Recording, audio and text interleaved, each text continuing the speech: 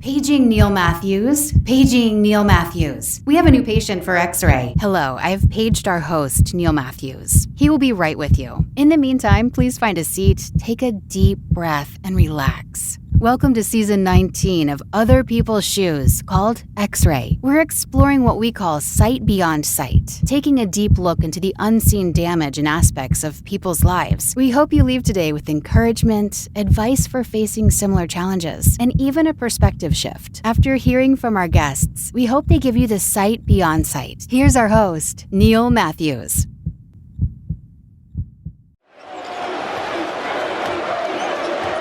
Might take a while. They're going down the stretch. They're going to run after 10. Inside 30 overall. Love, top of the key. Oh! Big time delivery. Early on, he was settling.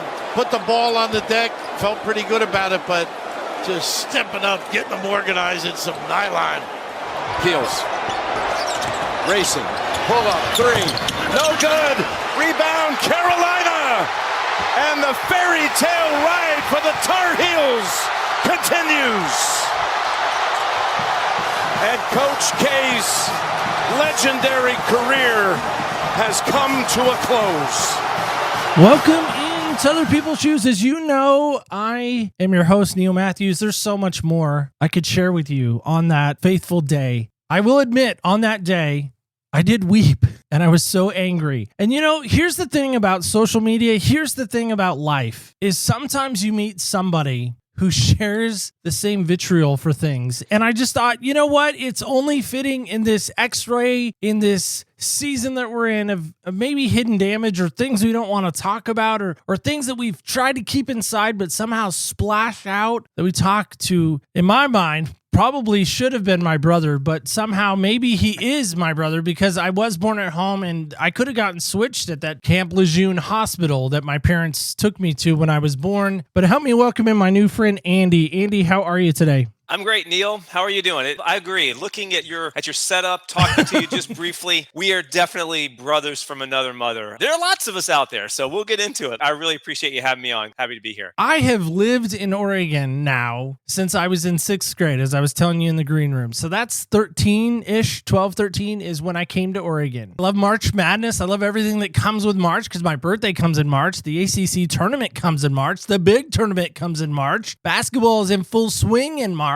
Turned 45, and I thought, you know, it's my birthday. I can do what I want. It's my show. I don't answer to anyone. This guy that I make believe calls Zach, because it's just me and my one-man band here at the show. Make up Zach as this fictional character that demands the podcast to come out, demands that I stay focused, demands that I continue to create content, demands that when I don't want to edit on a Monday night or a Tuesday night or a Saturday morning or get up early for an interview or whatever, Zach's the one there telling me, go and do it like a boss would do. I blame Zach for this. And I mean this when I say this. I'm so excited to talk to you, not because you're famous or a celebrity. I mean, you are in some circles. You and I share such this hatred that I think most people wouldn't get unless they know more of the story. So anyway, I just wanted to kind of set the table for you. But again, thank you for being here. Here's our first question that I love to lead with, and that's this. What size shoes do you wear? I wear a 12. I have big feet. Okay. There's no judgment. There's no shoe judgment Okay. here. Well, maybe there could be shoe judgment when you answer this next question. Okay. And that's this. What style or brand do you love to wear more than most? Oh, well, this one's There is only one answer. Shock people. It's Jordans, and it's What? That's I so know. weird. It's stunning. I don't understand. Yeah, I know. No one would have ever guessed that. So right now, yeah, I'm really into the Jordan 1 low. That is my addiction at the moment. I'm just a babe in the woods with these things, but I love them right now. Dress them up, dress them down, as my son likes to say. Well, I know this is going to shock some and probably not you. I've lost count of how many Carolina Jordans I have. In fact, my wife, every time we go to the store and we see a new maybe iteration or a new type of Jordan shoe, she'll go, don't you have those already? I'm like, no, but see, these are different. This was this style. Now that's this style. And I know this is going to probably bug some and I'm okay with this. I actually have a pair of Jordan 11s. They're all Carolina blue that I have never worn in Oregon. I've only worn them in Carolina in the Smith Center. When I got on the plane to come home, I put them back in my bag. So they have never seen ground or touched ground other than Carolina ground. This makes perfect sense. Is that weird? No. Why would you do anything different? Those are sacred shoes now. Completely normal to me. I don't understand why you would do anything different. So, no. They're right back there. They have the 2017 hat on top of them. Right. As they should. Yeah. I don't think well, maybe fans of the show, I don't think my friends and family truly get or understand. They're like, okay, yeah, Neil likes Carolina. It's more than that. It is more than that. It is in my DNA. I mean, it's more than fandom. I need an honorary degree. That's what I keep lobbying for, so I can finally say I went to school there. Everyone makes fun of me. They're like, cool, you're a fan. I'm like, I'm more than a fan, though. Yeah, but you didn't even go to school there. I'm like, fine. First of all, I don't think that's a prerequisite. I think some of the biggest fans I know are not graduates or never attended school. So to me, is one of the cool things about Carolina is it's a national brand. I mean, you told me kind of your origin story in the green room around, and it's similar. People see that Carolina blue and you just identify with something. And I think that's the way it is with a lot of college programs, no matter where you go to school. I mean, sports teams in general, but college teams, people tend to just connect with something very deep in them. There's no levels of fandom to me in the Carolina world. Just as big a fan as anybody that's ever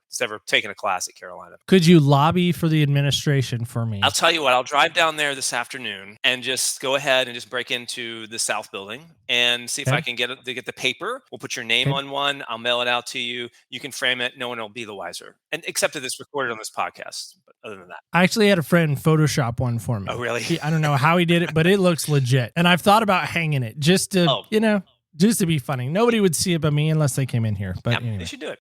When you think of Duke basketball, or when you think of the University of Duke, what does that invoke in you? What does that do to you?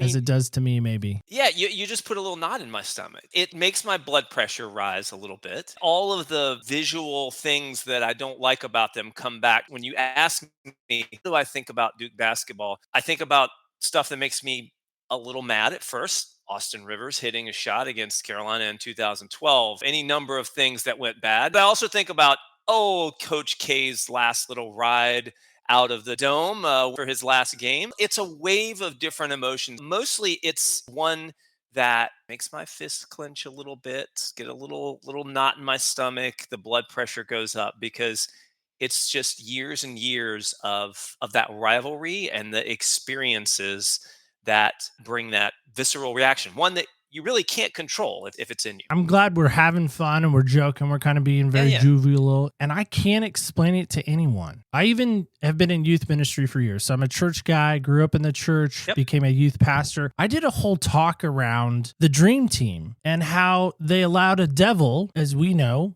him as, to enter a sanctum and a sacred place and a greatest team ever assembled. But I can't say that as a fan of basketball because it wasn't the greatest team ever assembled, -1. Yeah. If they'd have left Leitner off or put on Shaq or put on anybody in that era, I would have been the greatest team ever. With Leitner, it tarnishes it. Yeah.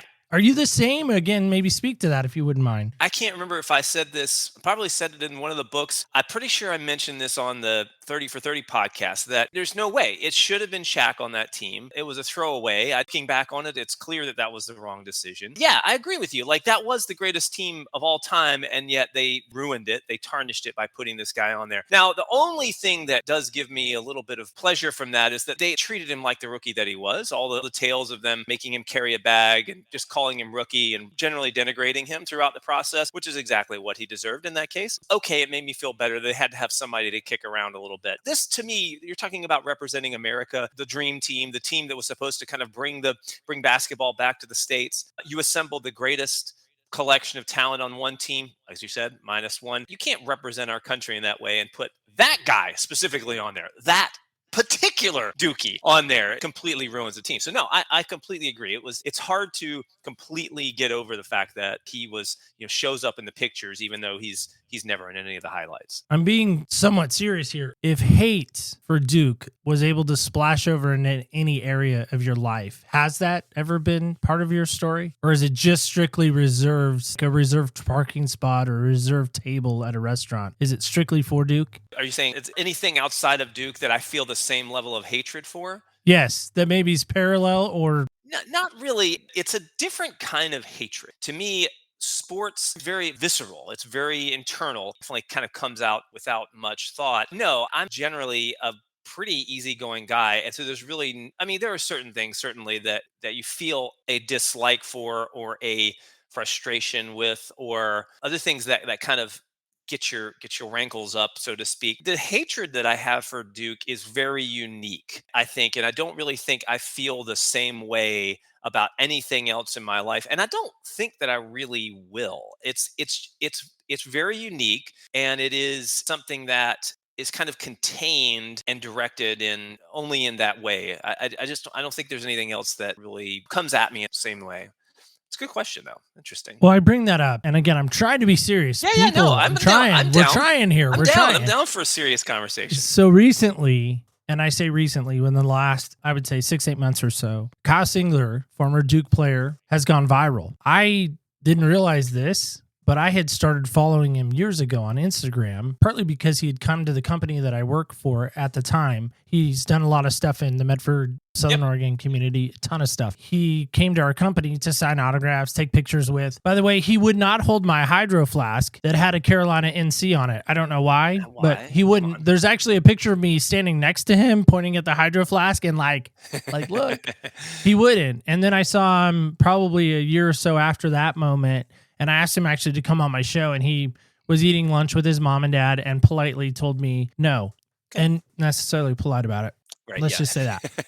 Lately, it's been hard to see some of the videos that he's put out. Clearly, something is going on. I have actually talked to people on the side, away from Instagram and socials and all that know the family. And I will share with this what I know, and that's this only. The family has tried to reach out. So we'll just leave it there. On that note, for me, my heart breaks for somebody, and I'll take Kyle out of the situation and just talk about the situation. For anybody who is reacting that way or in that moment, it's hard not to have heartbreak for that individual. The other side of me, and I know this is this is going to get really ruffly for folks, it's really hard for me to have a ton of love and respect because of what I know he came from. It's interesting. It's one of those things that tests you, and you get tests in life from lots of different directions. Most of the time you get tested of things that you love or things that you really like, and you're tested in that way. This is the opposite, which is kind of interesting. Like, this is something you naturally hate, and yet you're tested. I know you talk a lot about on your other episodes about empathy. In this case, we're tested with a situation that Kyle Singler's going through is, do we feel empathy for not just any former Duke player, but a Duke player that was kind of hated in his day? I mean, he was a guy that was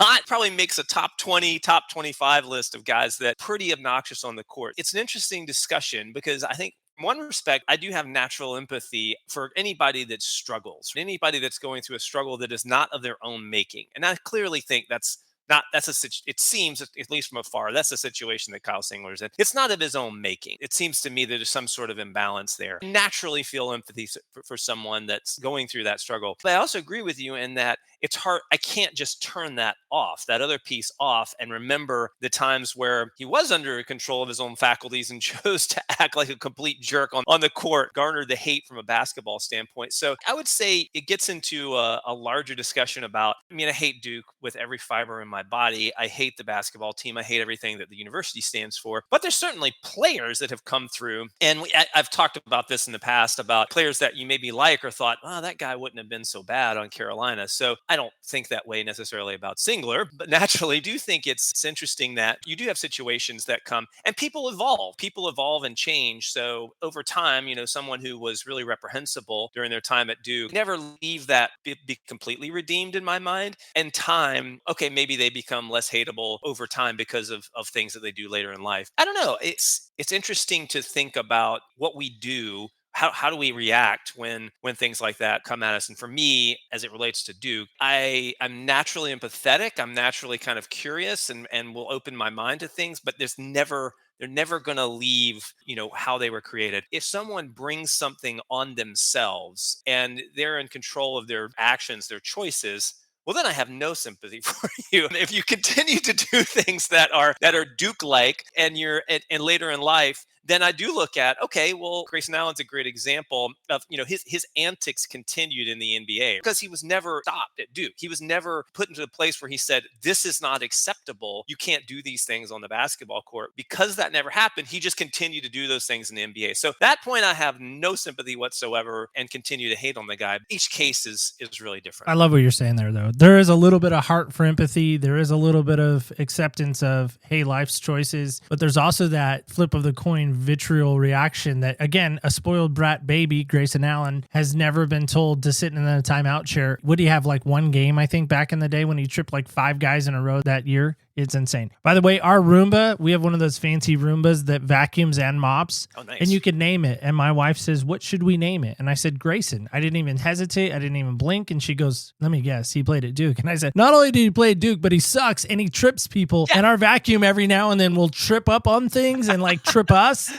So I just thought it was fitting to name it Grayson. That's perfect. So I love it. Yeah. I told you it's everywhere. So I asked ChatGTP because I love that tool. I think it is an amazing tool and I'd love to ask it questions and I love to see what it said. Asked it, give me the 10 worst players of all time. Now this is according to the chat. So we'll go in backwards order. We'll go 10 first. Let's see how the chat did. All right. And you just say yes or no, or like agree or disagree or whatever you want to say. And you can comment on a player along the way if you want. I'll give you pauses in between so you can make a comment on you agree or not. Okay, here we go. Number 10, Austin Rivers. Yeah, hard to argue that he shouldn't be in the top 10. I hate that guy, by the way. Can't stand that guy. He's terrible. First of all, hello, nepotism. I feel like the only reason he's got his career in the NBA is because of his dad. He ruined what should have been a perfect day for me. So quick story, Neil. The first book came out 2012, right around the time of the first Carolina Duke game of that year in Chapel Hill. Reed Tucker, my co-author, was living in New York and came down to Chapel Hill. We spent the entire day. We did a book signing at the student union. And the book kind of blew up all in one day. It was an incredible day. It was a beautiful Carolina blue sky, Carolina people everywhere. Tar Heels were playing well. We didn't get tickets to the game, but we watched it on Franklin Street. Game was going well. And then Austin Rivers hits that shot to beat Carolina. And it was the most deflating thing ever because he ruined what should have been a perfect day for me and Reed in Chapel Hill. He is always going to be in the top 10. Conclusion, Andy and generative AI agree on this one. So let's move forward. So I went to church that night because they were playing on a Wednesday night and they were up in that game. If you remember, they were up in that game. They had led the whole way. I got home and watched the highlights because I went to church. I'm like, they're up. My wife's like, you going to go? And I was like, they're up. Let's go. That's how I decide my life, by the way, if they're up or not. And so we got home and I'm sitting in my chair and my daughter is very young at the time. Watching the highlights. My daughter crawls up in my lap and she goes, Daddy, why are you so sad? And I pointed at the screen and I said, that right there. This is a dad moment. I will never forget this as long as I live. She grabs my face into her little hands and she said, Daddy, I hate the devil too. I was like, oh my God. Beautiful. That's good parenting. That's just good parenting. Yeah, right? Yeah. Number 9, Pablo Banchero. Oh, yeah. I struggle to know whether I want to put him in the top 10. There's a little bit of recency bias there. Just for me, he was really good. He was pretty obnoxious and talked a lot of smack about Carolina. Now, the reason I have a hard time, I more laugh at him than I do hate him because he was on the team, the 2022 team, the final team, K's team, the loss in Cameron when he was talking smack, and then the loss again in the Final Four when he was so cocksure that they were going to beat us, and the whole thing with Brady Manick getting in his face. If I'm going to make a conclusion, Neil, I'm going to say I'm not going to have him in the top 10 of most hated Dukies for me. Going to fall just outside. Definitely hateable. More of something I just kind of see him now and I just kind of giggle. Like an honorable mention. Yeah, definitely honorable mention. Right. Definitely honorable Fair mention. Enough. See, I would put him in there because I remember watching him being in that 2022 season. Mm-hmm. Kept saying he was a Northwest guy. I'm like, stop saying that. I don't want to be associated with that moron. Yeah. Not a fan. Chris Collins. Now, I don't really remember him as much. You'll probably remember him 92 to 96. Yeah, definitely for sure. He's probably right in my top 10. And you're going to find I'm going to have my top 10. It's going to be like 20 people in there probably. Definitely in my top 10. In his days, he was cut of that. And again, this is a little before you started kind of jumping on board. Bobby Hurley, kind of these just when I think of Chris Collins, I just think of whiny. He's just so whiny. He's never fouled anyone in the history of his own playing basketball. Every call was wrong. Everything that went wrong, he was just crying to the ref about. He's continued that in his coaching career, by the way, too. I'm trying to think of a more modern example. I mean, a Greg Paulus was a little bit later after him. He's cut of that same cloth. Just point guards, he's pretty good, but just so whiny. And this is another one of these your friends probably don't understand when you say it. He's got a very punchable face. Not a guy that I like. So definitely have him up there in my top 10. I just Googled him. Yeah, I do recognize him now. I didn't recognize the name, but I recognize the face. I feel like this is the white guy version of Austin Rivers, and that is Mike Dunleavy Jr. Yes, and I do remember Mike Dunleavy Jr., and I can't stand that guy either. And I'm mad that the Warriors are letting him run their show. So anyway. I know. It's pretty sad, isn't it? Another guy that I put him. He's like a Chris Collins. By the way, Chris Collins is also in that because his dad Doug Collins was the coach of the Bulls. We're starting to get into the one thing about Duke, which is privilege, the nepotism, and the come from daddy's born with a silver spoon in your mouth. Dunleavy specifically, pretty similar in my mind from a basketball standpoint as Collins. Good, decent, good player, very whiny, a lot of antics on the court that were really unnecessary. Another one of these guys, like many at Duke, they just go and play your game and shut up. Just go and play and shut up. All the talking and facial contortions and stuff are not needed. I would put him a little behind Chris Collins for me. Probably right on the borderline of top 10. He also is a Northwest guy. I think he played his basketball in Portland. He did. Somewhere in the Portland area. Yep. So Jesuit or something like that. Yep. We already talked about Kyle Singler. Kyle Singler makes number 6 on this list. Again, this is the AI list, not my list or your list. The AI list. Okay. Yep. Okay. Interesting. And I'll tell you my small Kyle Singler story. So he was getting recruited by Kay. Kay was coming out. So Kyle's still in high school. Dennis Murphy, head coach of South Medford at the time, came to get his cell phone renewed, and I was working at a cell phone store, so I helped Dennis. I scouted for him when I was in high school, so we knew each other very well, and he told me he was meeting with Kay later that day. That's awesome. I said, do you mind if I get an autograph from him? Would you take something to have him sign? And he said, Neil, for you, anything. Absolutely. I owe you one. I'm like, great. So I ran in the back to my desk, happened to grab something off my desk and brought it forward to him. It was a North Carolina pennant. It said Tar Heels on it. I don't know why he wouldn't have him sign it. Yeah. By the way, how much would that have been worth, do you think? Oh, my God. If he'd have signed a North Carolina pennant, oh, my gosh, that'd be millions of dollars. But really, if he put his hands to it like the smoke. Oh, it would have burned up. Yeah, yeah. I don't think those two things could ever be together. So yeah, Kyle Singler, we talked about him, but definitely, and it's funny, AI is picking like 3 very similar dudes so far. You notice that too? And they're all white. Not to be racist, but the AI might be racist. Whiny white dudes. Yeah, okay. Whiny white dudes. Right. It's continuing, I feel like. Okay. Here we go. Steve Wojciechowski. And I remember Woj. I remember Woj. I remember the floor slap and all that. I don't know why I remember that, but I do remember that. Yeah, no doubt he is always going to be in my top 10. He won National Defensive Player of the Year. This will still irk me to my dying days, Neil. And it was all because he was Johnny Hustle and slapped the floor, put your sweat on the guy that you're guarding, dude. It was embarrassing. It was embarrassing that he won that award. So you can see easily top 10 for me. A guy, and it's funny. I'm really intrigued by this ChatGPT that coming up with a bunch of whiny white dudes. I mean, I'm guessing who's number 1 is the ultimate whiny white dude, the guy we talked about earlier with Leitner. So we'll see, but definitely in my top 10. I don't want to wreck the surprise for you. I don't want to wreck the surprise. We won't. All right, number 4, Danny Ferry.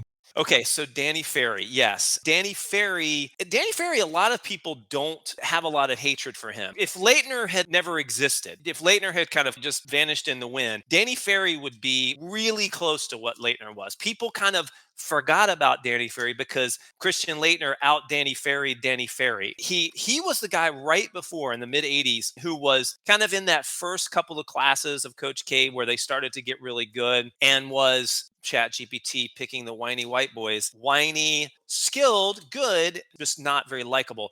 My freshman year at Carolina in the spring of '89, Carolina and Duke played in the ACC tournament. I went to the tournament in Atlanta. I know a lot about Danny Ferry at that point. If you know of your history of the game, look this game up. The whole tournament was boring. All the games were terrible. Until you got to the final, it was UNC Duke in the championship. And it was a close game the whole way. And Carolina was up 2 or 3, I think, at the end. I think they were up 2 at the end of the game. free throw missed at one end. Carolina missed a free throw. Danny Ferry took the ball, heaved it three-quarter court. It bounced off the rim at the buzzer. It would have won the game. It's kind of crazy. So you should look that game up sometime. I definitely, after that, I was like, oh my God, and watching that game in person, I was like, this is terrible. I don't like this guy at all. And he nearly broke my heart. So I would definitely say low key, sneaky for my generation or older of a hated player, but definitely hateable. Grayson Allen is number 3. Man, ChatGPT, you don't like any. It's funny, but it's a theme, and I've written about this, that they tend to just make these guys easily top 10, easily top 5, maybe number 2 on the list. I had an argument that he may have supplanted JJ Redick. I'm sure he's going to be up here in a minute. No spoiler alerts. Grayson Allen, like we said, you named your vacuum cleaner after it because he trips people. And again, a guy of his own making. Now, I will say one little aside is in the most recent book, in the sequel that we just wrote and came out 2023, The Duke Still Sucks.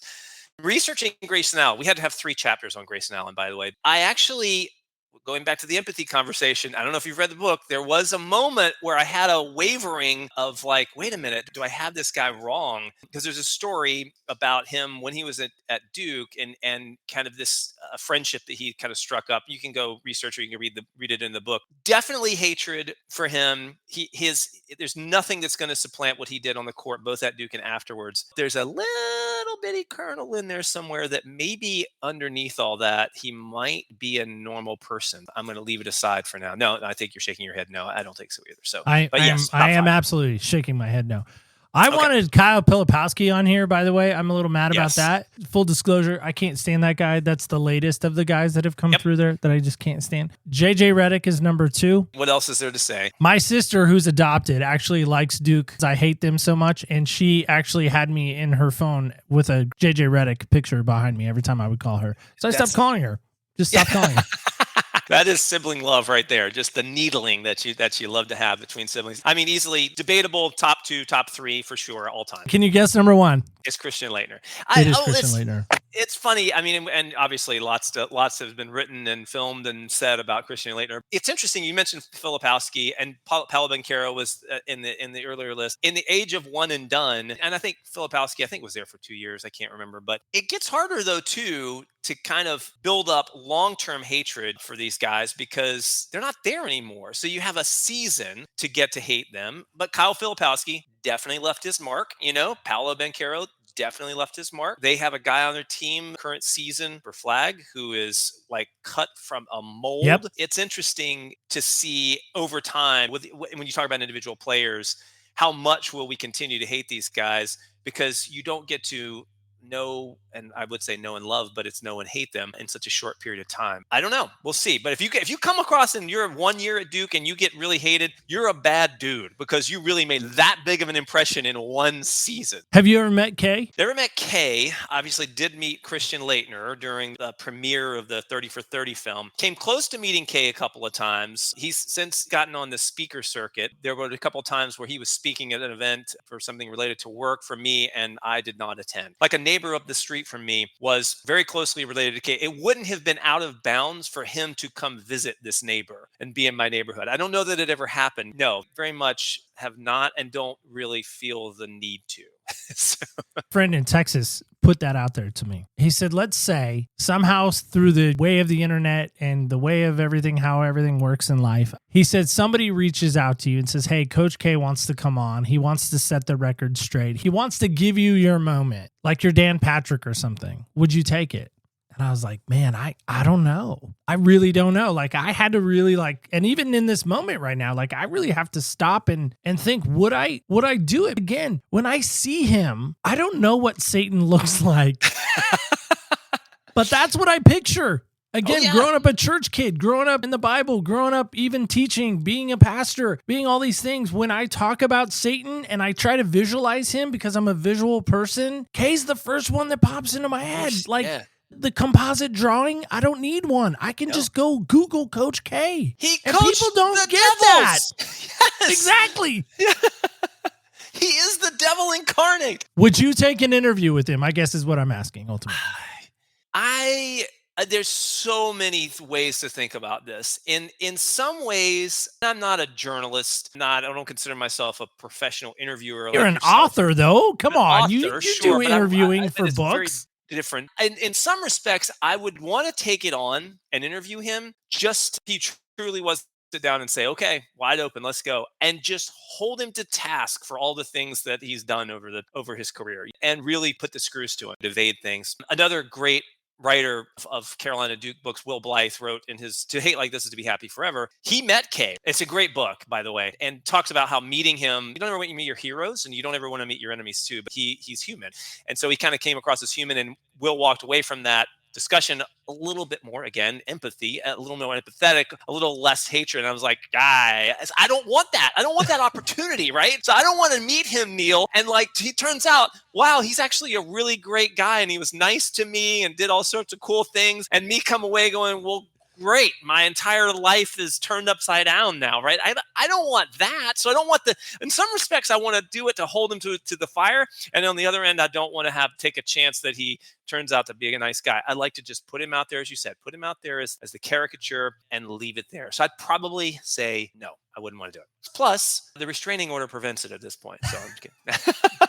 I'm kidding. I'm kidding. It's all jokes. Fine. It's all a joke. It's all a joke. He doesn't really have one. The hard part I have is when Roy retires first, Coach Williams retires first, and then probably, I think it's almost a year later, Kay retires, or maybe it's a year or two. The next year. The ACC network put out this kind of coach's corner where him and Kay come together and they have this like round table kind of town hall thing. I watched it. Not only did I watch it once, I think I watched it like 3 or 4 times. I would watch it the first time just for content, and then I went back through and I watched it for mannerisms. I specifically watched Kay, and then I think I watched it again. I specifically watched Roy. I didn't watch anything else those moments. Now, granted, it's edited, it's TV. You got shots that you can't really see you can see the editing. If you're really careful, you can really look and see those. The hard part I have with that is, again, they're trying to make him this human being. Yeah, I know. And this amazing coach and this amazing thing. And someone said to me, again, very good friend of mine that I respect, said, can't you concede that he's a good coach? And I said, how can I do that? If I'm looking at a coach and I'm judging a coach based on his players' production and his players, the way they respond to him and the way they play for him and the way they do for him, I'm going to judge it on that. He's not a good coach. There's nothing redeeming about him to be a good coach in my mind. First of all, that special was really good, and they were trying to make him human. And I just thought to myself, well, he can put it on for the camera for an hour or so, but really not that person. It's an interesting discussion. I think what you can't deny is what I would say, you can't deny the results. You can't deny that he won as many games as he did. He won championships. So you can't deny the results. To me, the question becomes, what was the path and at what cost did you get to those results? And do you consider that redeemable or good or the right way to achieve those results? And that's where I get into the argument and say, no, like the way that he treats his players, the way that he treats the refs, the way that he treats everyone around him does not justify the means. The ends do not justify the means in this case. I just think, no, sure, you can get those results by coaching in that way, but that to me is not what a good coach is. A good coach is someone who develops a player into more than he was. And I just don't think that he does that or did that. And I don't consider him, I wouldn't want any of my children to play for him. I would never want to play for him. There are people who respond to that, and at least he over time figured that out. And as it turns out, it's all the other guys that are completely hateable. We just named 10 of them. Those are the guys that really wanted to play for Kay. So there's something there. No, I think in general, you can't deny the results. I don't think the way that he got to those is something that I would want to replicate. Well, you look at The Last Dance, the Bulls documentary, aka the Michael Jordan documentary, really is what it is. It's the Michael Jordan documentary. What you described to me just now, I feel like was described of MJ in those Bulls years. What's the difference in your mind? Well, because you're talking about the fact that MJ was not a very nice person in Correct. some cases. Yes. Correct. Okay. So I think it's different when you're a player versus when you're a coach. And so I think for me, definitely Michael Jordan, for all his accolades, definitely was not a great teammate in some cases. Even within that documentary, you heard people say at the end of the day, they understood that he wanted to win. I don't know. I mean, it's a really good question. I think the thing is, to me, it's different when ultimately you're the coach. You're the answer. Everyone has to answer to you as a coach. And certainly on the floor, people felt like they needed to answer to Michael Jordan, but Phil Jackson was the coach. And Phil Jackson had the means to control and direct the team, Michael, Scotty, Dennis, the other ones. So I don't think ultimately it's the same thing, because a coach is not the same thing as a player. Certainly anyone who is a highly competitive professional athlete, anyone who is successful in that field, there's a certain level of ego and edge that just comes with it naturally. I think you can't find anyone that is that successful. To become that successful, you almost have to have some of that quality within you. I don't know that it's the same thing because of their positions in the court. I just look at other things that Michael Jordan has done in his life versus Kay, and I don't see similarities. It's a good point. This is probably going to be hard for you to do, but I'm going to see if you can do it. So I'm right. challenging you here. This is the big challenge Deep of all. breaths. You ready? Deep breaths. Ready. All right. Favorite Carolina moment? Only one. Carolina moment? Oh, man. Carolina moment. Lots to choose from. I think still go back to the 2005 national championship. Several reasons. One, it was Roy's first championship. Love Roy to death. For him to come back to Carolina after what was very, very, very difficult decision for him to leave Kansas. But at that time as well, he was at Kansas and known as, well, the guy who could get to the Final Fours but could never win. He's never going to win. He's never going to. So from the Roy angle, 2005 was so gratifying because he won his first championship after having kind of coming back and rescuing the Carolina program. He was on the brink after not good years with Doherty. The three players on that team, the three seniors on that team, Jackie Manuel, Jawad Williams, and Melvin Scott, they came in to Carolina living the Carolina dream, right? They came in after Dean Smith and Bill Guthridge, and then they went through the worst year in Carolina basketball history, arguably, the 8-20. What was a really apparently bad situation with the coaches. And then they came from that to come back, sacrifice everything, and win a championship. I still get a little bit, not teary-eyed all the way, but like a little bit emotional thinking about that journey for those players and that journey for Coach Williams. I just think there are going to be few things that strike all the chords for me than, like that moment does. How about for you? What is it for you? And was it? And it's football. It was the double overtime game. Oh, and okay. I think partly because that double overtime game against Duke, again, I think partly because of the fact that I was there. I got to see it. I got to charge the field. Yeah. I got to do all the things that I've always wanted to do in that Carolina football environment. And really that weekend, I would even say the next day, getting to shake Roy Williams' hand. And I know, listen, I know he's not God. I know he's not Jesus. I know he's not anything saint-worthy per se. Yeah. He took the moment and I shook his hand and I stumbled over my words, and I'm usually pretty eloquent. I'm usually pretty good. I was a little starstruck. Sure. And it almost didn't happen. And here's the thing that I would say about life is I went to the Smith Center. We got there early. My brother-in-law is like, I can't even believe we're on this high still. My brother-in-law, not a fan of anything really Carolina related. Kept walking around town and it's homecoming weekend and I'm like blending into the crowd because I'm all light blue. And he's like, I keep losing you in the crowd. At home, you stand out. Here, you blend. I'm like, well, these are my people. That's why. But in the Smith Center, like I got there early. I saw him sitting there. I knew where he was sitting. I went to there and I tried to get his autograph. And this girl, one of his handlers, I'm sure, was like, oh, Coach Williams isn't doing autographs right now. I'm like, okay. And I started to walk away, and then I started seeing people line up, and I'm like, forget that. I'm lining up. And the guy that took my picture, one of the security guys, like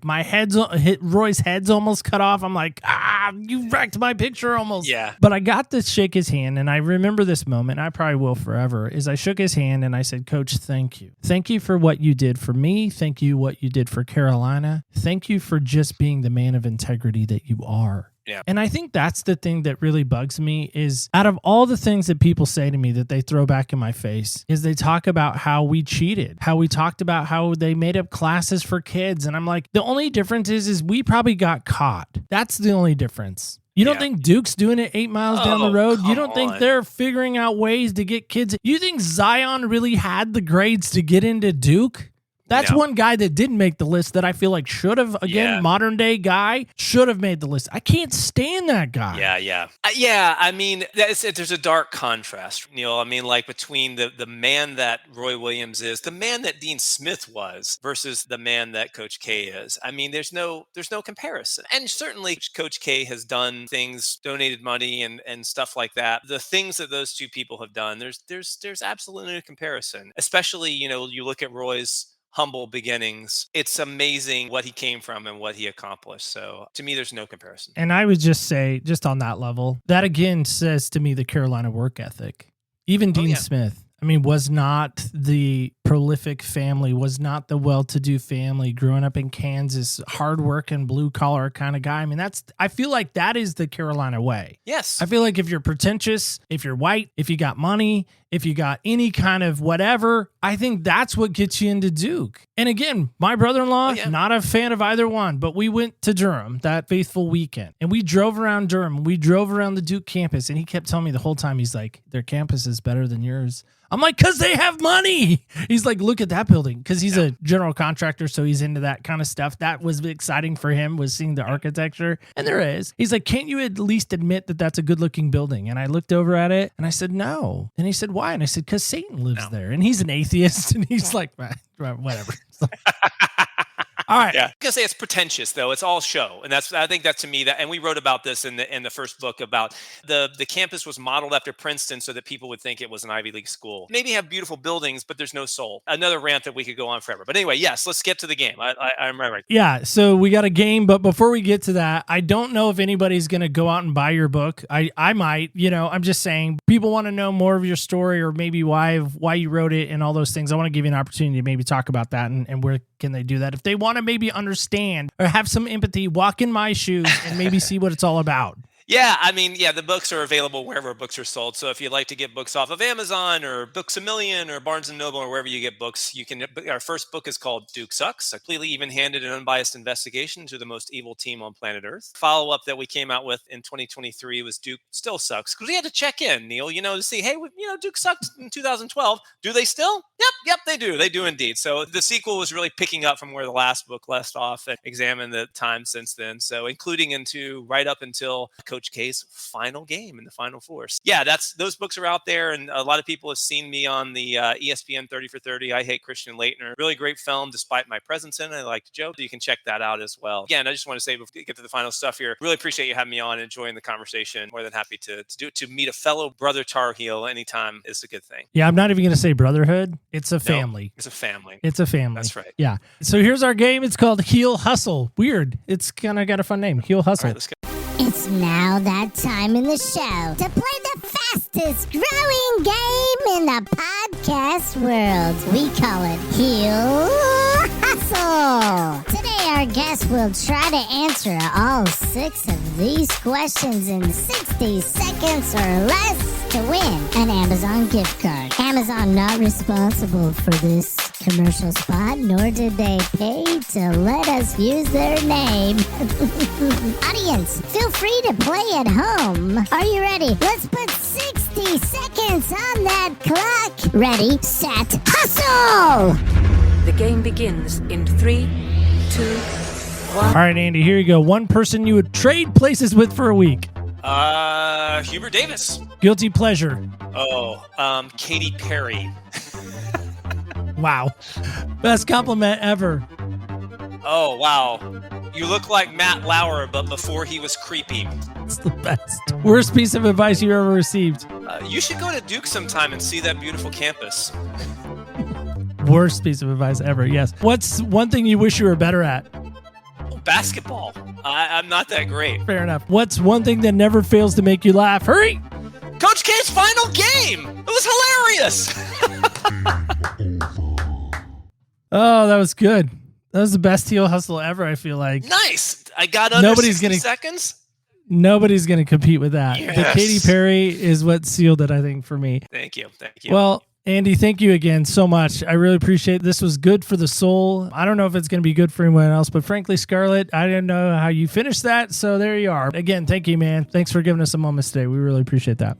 Thanks again for having me on, Neil. It was a blast talking to you, and love to do it again anytime. All right, guys and gals, kids and campers alike, that is it. That is all. Listen, I know some of you are like, why did I endure that? How did I endure that even? There was a serious moment. Did you catch it? Probably didn't. You might want to rewind. Is there a way that you can still have empathy and still not like something? Is there a way you can look at something and still say, you know what? I can feel the pain there, but I don't have to like it. I don't know what's going on 8 miles down the road for me, and I don't care. But I hope today you got a little glimpse of what it is for me. It's about somebody feeling like they're getting away with something. And maybe that's why I feel like my brother and I still have this strained relationship. We just need to get on the same page. He needs to give up Michigan and come to the Carolina way. Just saying. Anyway, I just want to thank you guys for listening. I want to thank you so much. You are so amazing. Each of you that listen each and every week. We appreciate that. And I just want to remind you of this before we go. Remember, when you walk in other people's shoes, you really do get a different perspective on life. Again, thank you so much for listening. Stay tuned till next week when we walk in other people's shoes.